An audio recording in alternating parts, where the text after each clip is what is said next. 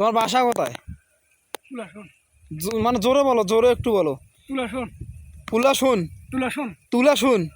ও, মানে এটা কোন দিকে, মানে নন্দীগ্রাম থেকে কোন দিক? নন্দীগ্রাম তো পৌরসভা, হ্যাঁ।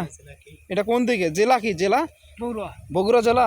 ও আচ্ছা, তুমি তো গানও পাও, তোমার তো কণ্ঠ অনেক ভালো, গানও পাও এবং ওয়াজও পারো, হ্যাঁ। তা তুমি আমাদের কি শোনাবা, ওয়াজ শোনাবা না গান শোনাবা? মানে তোমার এটা তোমার এই লাইভটা মানে সারা বিশ্ব দেখবে। কি শোনাবা তুমি, গান শোনাবা না ওয়াজ শোনাবা? ওয়াজ। আচ্ছা, একটা তাহলে ওয়াজ করো।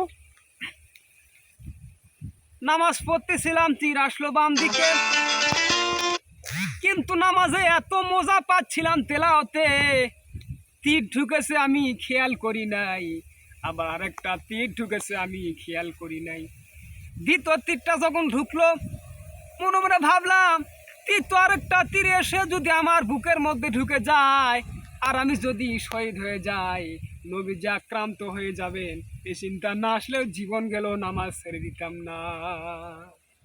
আমার জীবন গেল, নামাজ ছেড়ে দিতাম না, এত মজা লাগতেছে। নামাজ, নামাজ, এই নামাজ হচ্ছে মুসলমানদের সবচাইতে প্রিয় জিনিস। নামাজ হয় না, নামাজ যত পড়া হয় অধিকাংশে নামাজ হয় না। নামাজের ভিতরে তাদিল আর কান, তাদিল করা অজিব।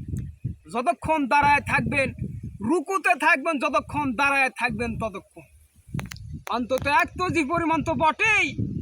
যদি তা না হয়, রুকুর থেকে দাঁড়ালেন, শেষ দায় চলে গেলেন, অজিব পর হলো, সেজদা দিলেন না, নামাজ ফার্স্ট হয়ে গেল, নষ্ট হয়ে গেল নামাজ।